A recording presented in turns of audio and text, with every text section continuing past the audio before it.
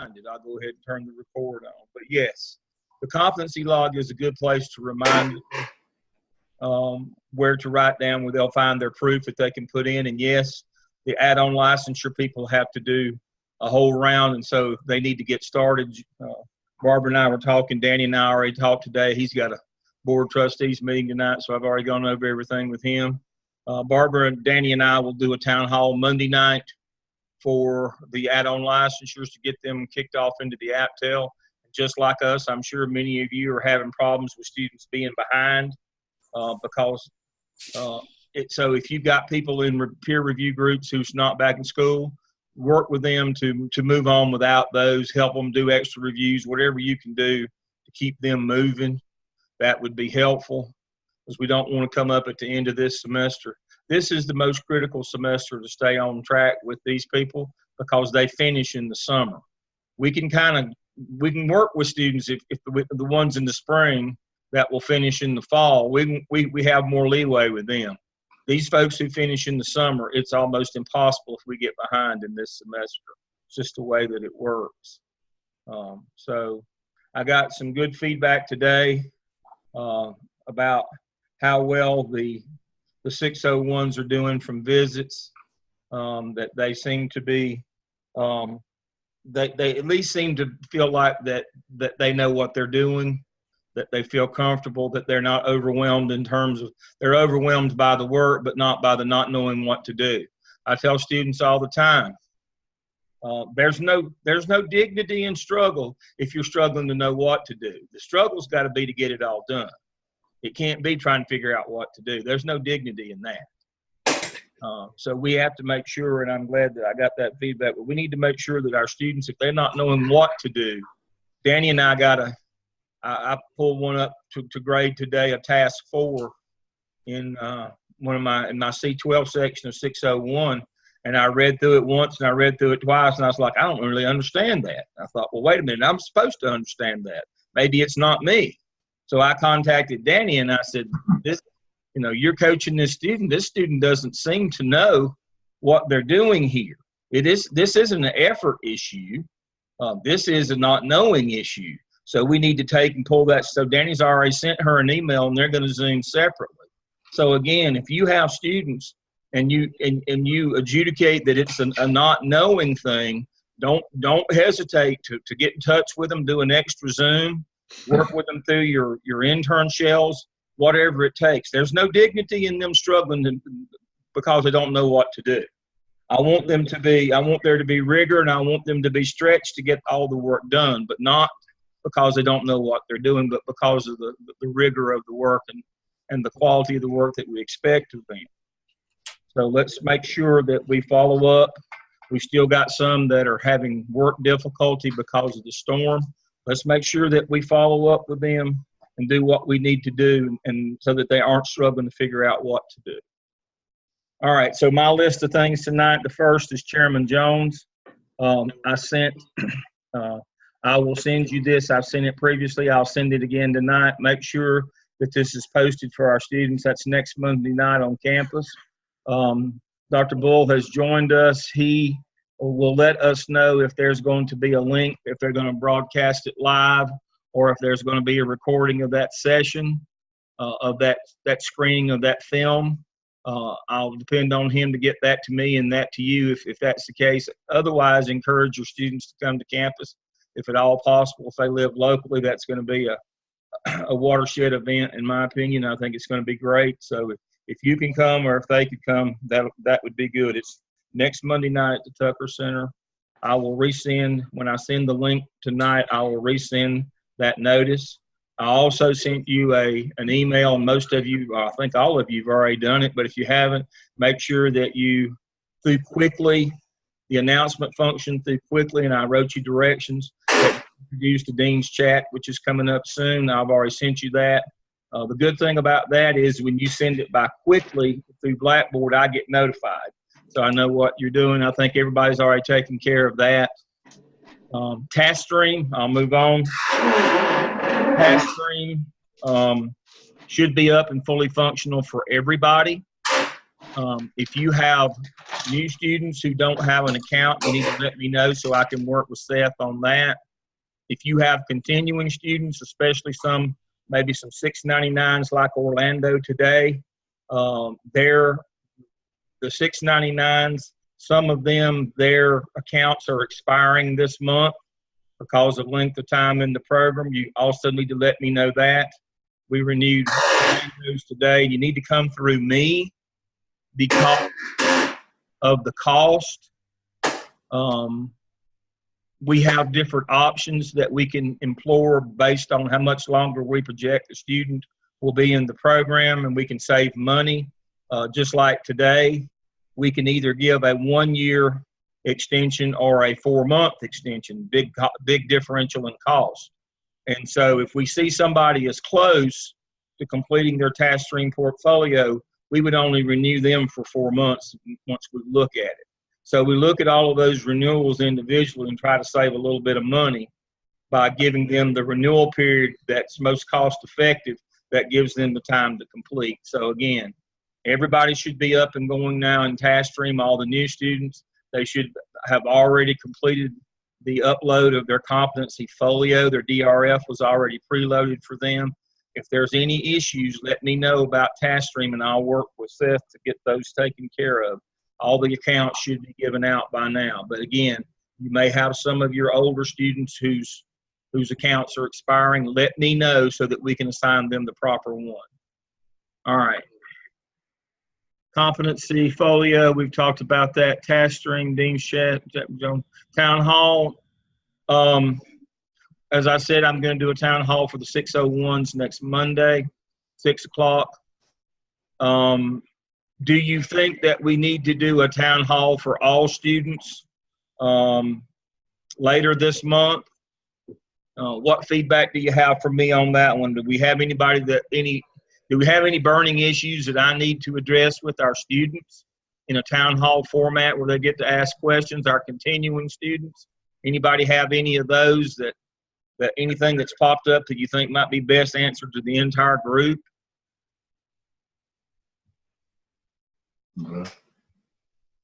At some point, Dale, I'll probably want you to, for you and I to talk about maybe a town hall for the 605 since this is their last semester. Yes, we are. That's not 601, but I just want to throw that in. Yes. That I can talk about.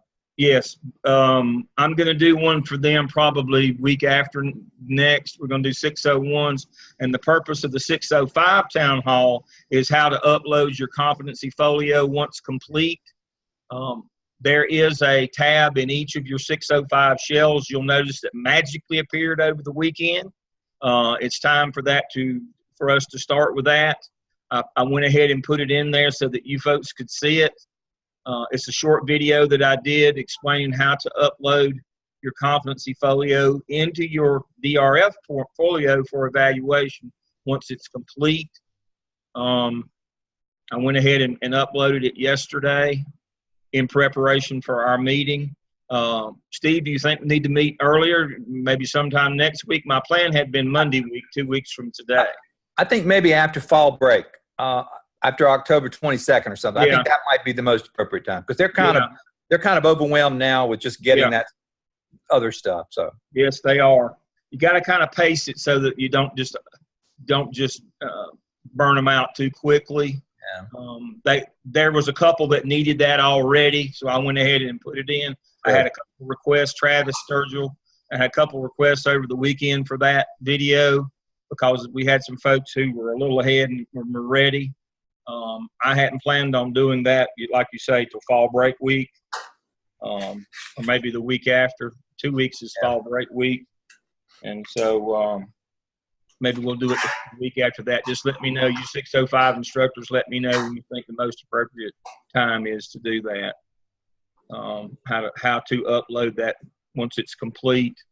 For coaches, 605 should submit that completed competency analysis, that completed folio in task stream for your comments. When you go in, as you know, the digital learning competencies are embedded into the 21 regular competencies. The main thing is to check and make sure they've got 3 competencies for each, 3 proofs for each of the competencies. That's the big deal with that folio. They must have 3 examples of each of the 21 competencies for a total of 63. That represents the entirety of their program. Remember, that folio goes the whole 5 semesters for the traditional master's program and the whole 3 semester for the add-on licensure. Okay. Anybody have any questions about competency folio? Remember, the coaches need to check that. When they have them request comments on it, you check it to make sure there are 3 so that it doesn't get submitted for evaluation with less than 3 with examples of each of the competencies. Because remember, once we move it over, it's done. We can't go back. We'll have to recreate that folder, that folio, and make them put everything back in it if they bring it over before it's ready. So it should be ready. It should have 63 examples in it before it gets moved over for grading. It's a problem when we send that one back for revision. I have to work with the student individually on that one. So it saves me and them time if we make sure that we check them before we move them for grading. That's just one of those tech things that we need to be cognizant of. All right. Anybody have anything questions, burning questions, anything good group before I talk about our new initiative? All right. We've got one new initiative that we are rolling out in the spring. It's going to be a 12-hour course block of 601 and 603, just to keep you updated. I have already written the syllabus for it. Dr. Steve Laws and I are going to co-teach it in a doctoral format, low residency, and it's for doctoral students. We have students who are ABD, all but dissertation, that have completed all their coursework in the Doctor of Curriculum Instruction program, and some that are recent graduates that are interested in having add-on licensure, rather than put them in this program, which always seems to cause a problem because we've got a few scattered in there now because of where they are and their lack of being in schools, most of them. We're going to take and pull them out separately and do an add-on licensure program for them. They'll have a 12-hour course block. They'll have 601 and 603. Dr. Stone has indicated his interest in working in that block as well going forward. Dr. Laws and I will do it this spring, but he has indicated he would love to do the policy part of that, the 603 part. So we kind of have that covered for right now, but if you have students who inquire about that, that is for doctoral students in the curriculum instruction program at Gardner-Webb only, not other programs, that can do this 12-hour block and get their administrative license. We're going to do a task stream portfolio with them, and they're going to have to do the same things that they would do in the normal add-on licensure program, except we're going to do them separately as a group. After speaking with the registrar a couple of weeks ago, I'm also looking at our ability to maybe separate our students a little bit better in 601 in terms of classroom-based and non-classroom based. The registrar has indicated her willingness to work with us to move students in our sections once we determine where they're actually located. It is rather difficult, as you know, to mix students that are in the classroom with students who aren't in the classroom when we have them in work groups or Zoom groups. So we're going to try to address that. That goes back and speaks to what Barbara was talking about earlier. If they're not all in the same place in their groups, it's really difficult to manage them. And so we're going to try to do a better job of that to make the management piece easier on your end.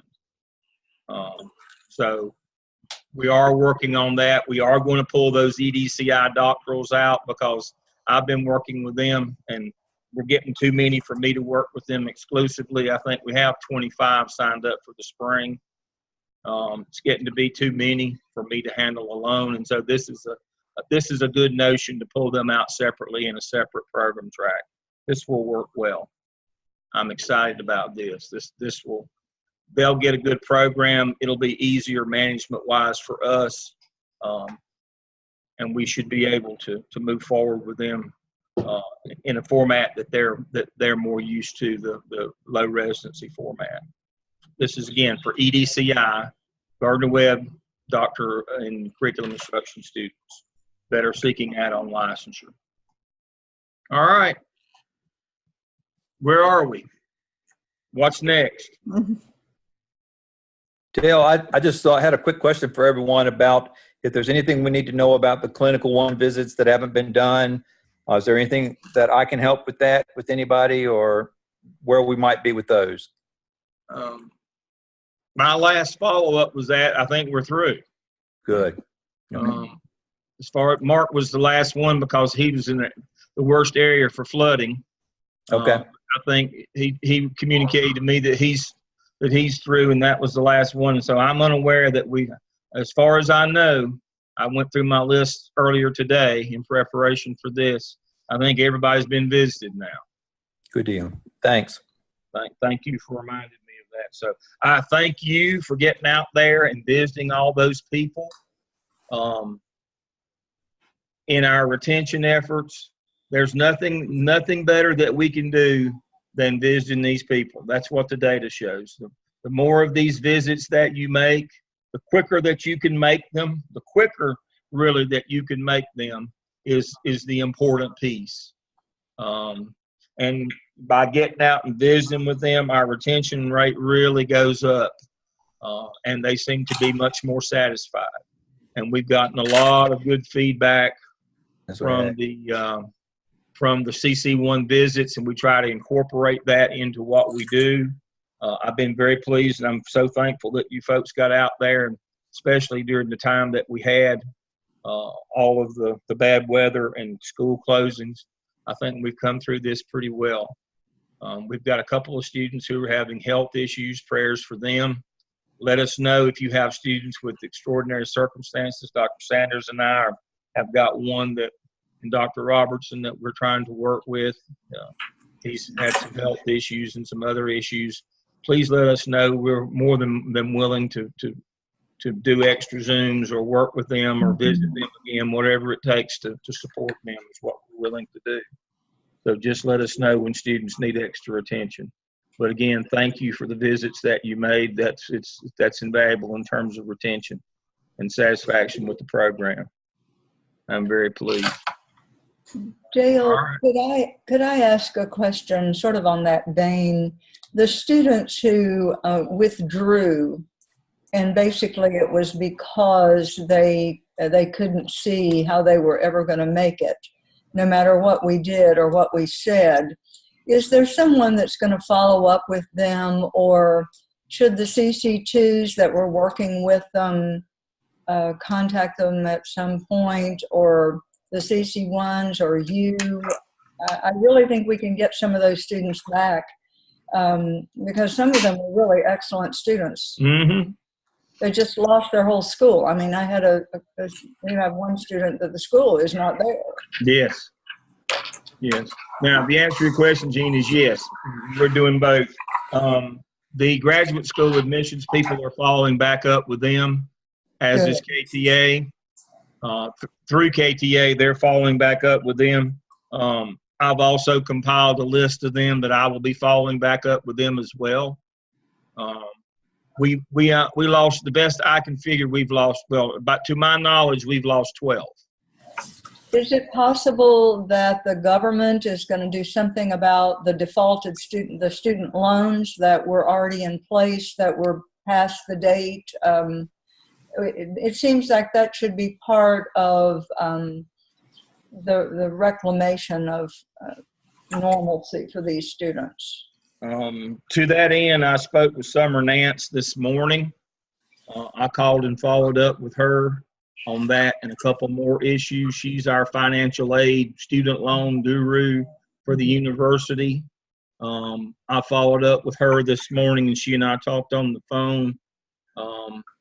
We talked about that and also about loan availability for the EDCI doctoral add-on licensure program. what's going to happen with those students who got in and got back and had to drop out.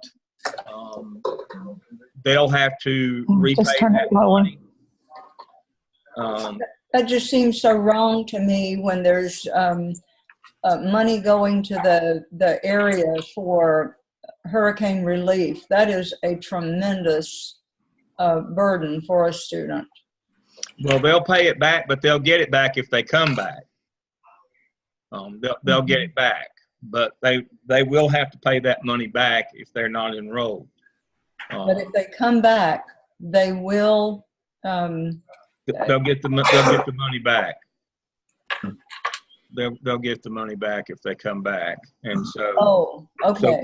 So we will follow up with them, as I said. KTA and being in the admissions people will follow up with those who had to drop because of their school being closed or being out of school. I also have a list of them. And you're right to be concerned about the financial piece, but I have followed up. They'll be able to get their money back if they want to come back. So well, I think of the ones that dropped from our class, I don't think there was but maybe 2 that really shouldn't have been in the program. Yeah. But the ones that dropped were some of the most conscientious. And so anything that I could do to reach out to them, because they were great people. Yes, we'll. I have a list. We will do that a little bit later when we get past that. I have one more question that came in via email. Folks who are in 604 this semester that started fall of 17, the ability to register for graduation will show up by November. When it comes out, it should come out in late October. I will let you know, and we'll remind them to go ahead and register for graduation. We normally do that around November 1st, right around Halloween. We normally start that registration.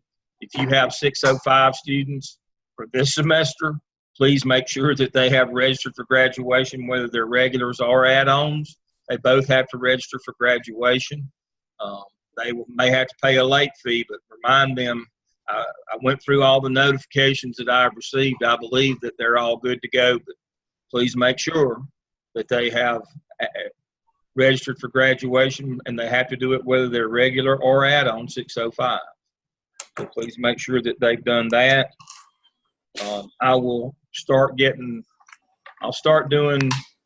audits here at fall break. One of the things that, as you know, I always do at the fall break, I'll start doing audits in TaskStream to figure out who looks the furthest behind.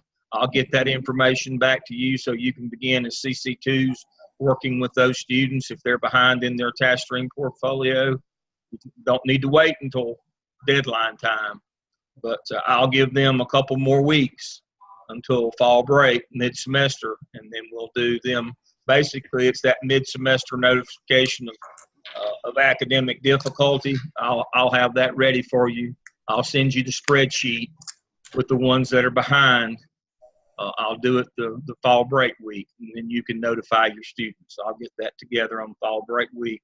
If they're just a little bit behind,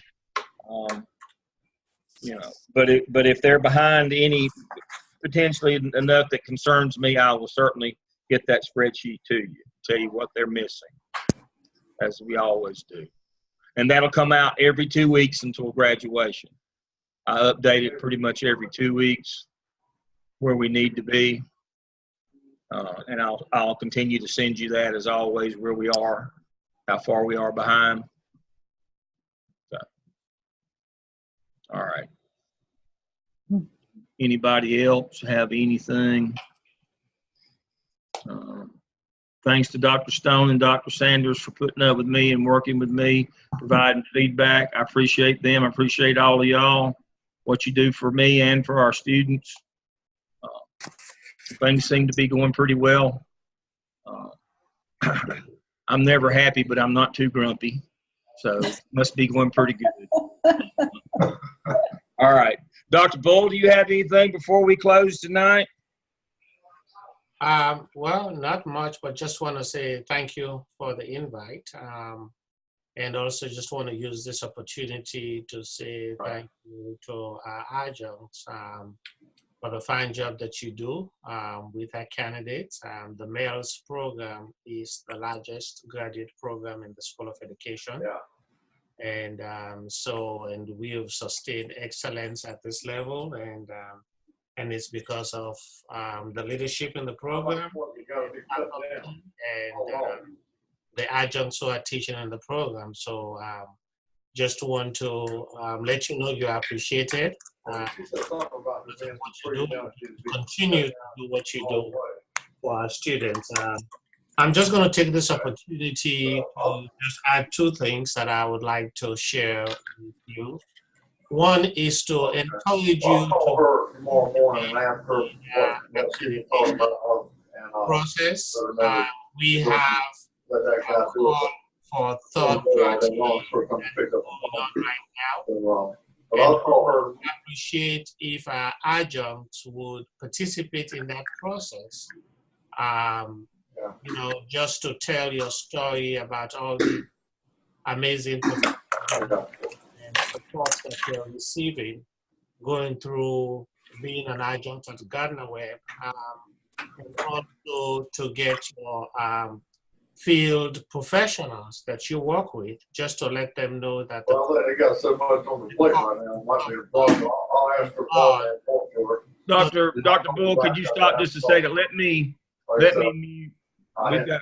You had my phone out of the bag all day long, been on the road. I mean. All right, now I'm going to unmute you. Okay. All right, so we're back. Could you repeat that? Would you like them to participate in which process? The call for third party for the CAPE accreditation out there. And so we're trying to reach out to our school partners for them to support the process and to recognize and document the fine things that we're doing to help their employees who are candidates go through the process of being highly credentialed, and also for our adjuncts to participate in the process. And also just to give you the date, I think probably Dr. Lamb has already stated it. The team will be on campus on April 14th, which is Palm Sunday next year, 2019. And we shortly would receive a list of folks that they would like to interview. And that list includes adjuncts from all programs. However, we will try to give you that update. And we're looking at Monday, which is the Monday after that, which will be the 15th, which pretty much when they will carry a lot of those interviews, and we'll send up Zoom sessions. And if you could come to campus as part of that piece, that also would be very much appreciated. I will be doing a Zoom town hall call, Ask the Dean. It's an open session for all students, candidates, prospective students, and it's going to be done monthly. And so if there are burning questions that you would like to ask, or suggestions that you would like to make, or comments that you think we could benefit from, or criticisms that would help us with recommendations, I would appreciate that you participate in that, or send me an email as to how best we could address the needs of the School of Education. So those are the only things that I would just like to add on to this very important process. And I would like to thank Dr. Lamb and Dr. Stone, our full-time faculty members, for the awesome job they're doing with our candidates, and we continue to grow, and we will be bringing additional students in the spring. And so, you know, the demand is very high for the program, and it just shows because we have great adjuncts and faculty members who are doing a very, very fine job. So thank you all once again, and you all truly appreciate it. And I'll turn it over and take my exit from our office, because I'm about to leave right now and start my relaxing evening. But if you have questions or comments for me, you know, I'll be more than willing to answer those. But You could call me one-on-one. You could make an appointment to come see me in the office. You could call me by telephone. I'm always available to address whatever concerns or needs that may come up. And, you know, it's okay to do that, and we would address your needs as best as possible.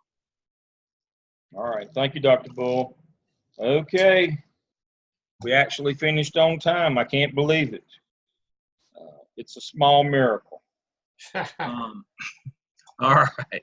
I will see you again. I'll announce our next meeting. I'm guessing we'll probably do it. Now, next Monday, we're going to do the town hall with the 601s.